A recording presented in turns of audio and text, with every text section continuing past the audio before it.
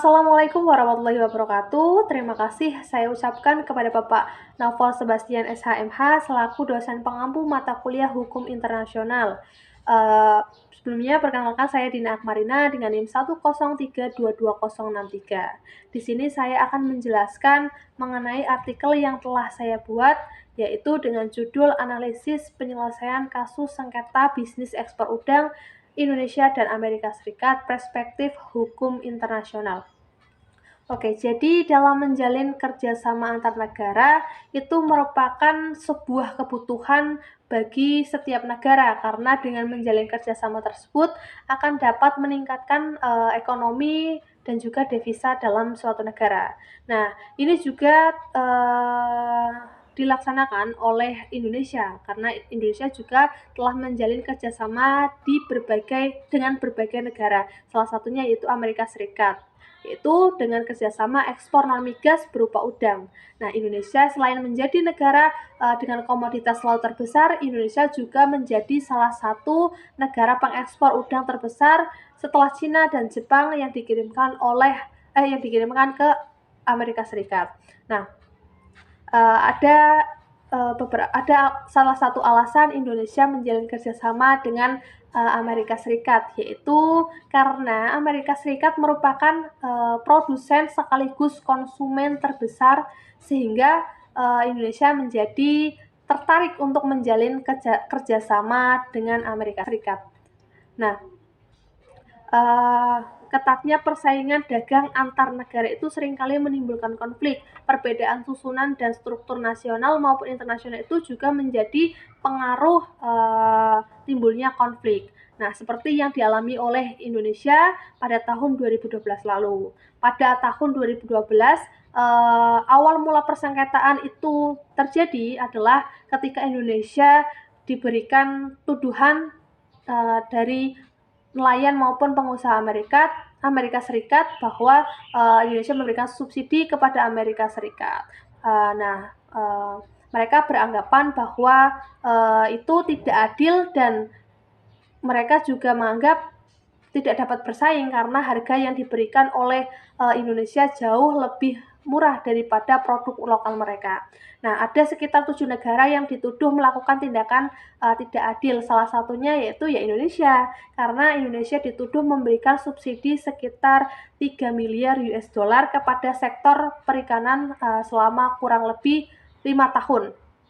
Dengan tujuan untuk meningkatkan target produksi udang tersebut sekitar 18-19%. Nah, para nelayan dan pengusaha tersebut akhirnya memberikan petisi terhadap pemerintah Amerika Serikat agar memberikan tindakan secara khusus yang bertujuan untuk mengurangi dampak negatif yang disebabkan oleh subsidi barang yang sama di dalam suatu negara. Nah, pemerintah Indonesia segera mengupayakan atas solusi untuk diselesaikannya masalah tersebut. Pemerintah Indonesia mengkhawatirkan bahwa nanti ketika investigasi yang dilakukan oleh pemerintah Amerika Serikat justru akan berpengaruh pada ketahanan pangan dan pengaturan produksi udang, sehingga upaya terus dilakukan oleh pemerintah Indonesia, yaitu dengan cara menyelesaikan persengketaan antara Indonesia dan Amerika Serikat. Nah, cara yang diambil oleh Amerika Serikat dan Indonesia adalah menggunakan cara bilateral. Nah, penyelesaian ini juga belum sampai ke WTO karena memang seharusnya sebelum melangkah ke WTO lebih baik kedua negara yang bersengketa itu melakukan perundingan agar dapat menyelesaikan masalahnya sendiri. Maka tahap pertama yang dilakukan oleh Indonesia dan Amerika Serikat itu menyampaikan permasalahan dan meminta konsultasi terlebih dahulu karena masih ada kemungkinan untuk diselesaikannya masalah ini secara bilateral.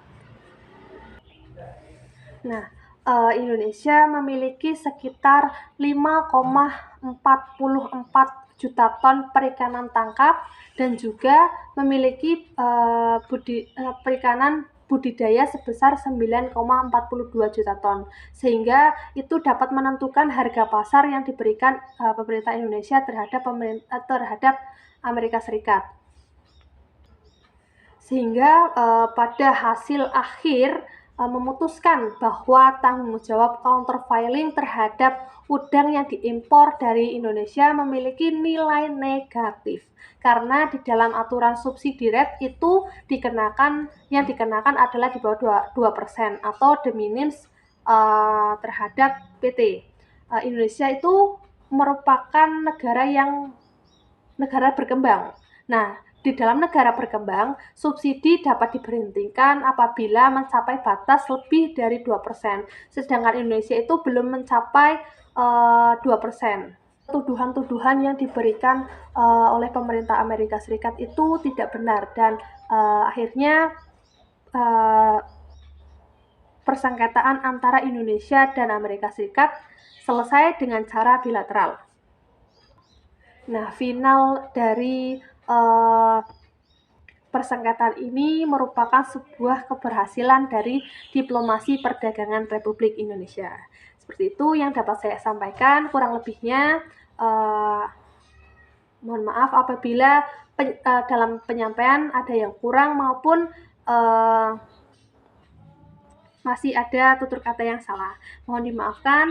Saya ucapkan terima kasih banyak kepada Bapak Naval Sebastian atas ilmu dan bimbingannya terhadap saya maupun teman-teman di kelas. Saya ucapkan sekali lagi terima kasih. Wassalamualaikum warahmatullahi wabarakatuh.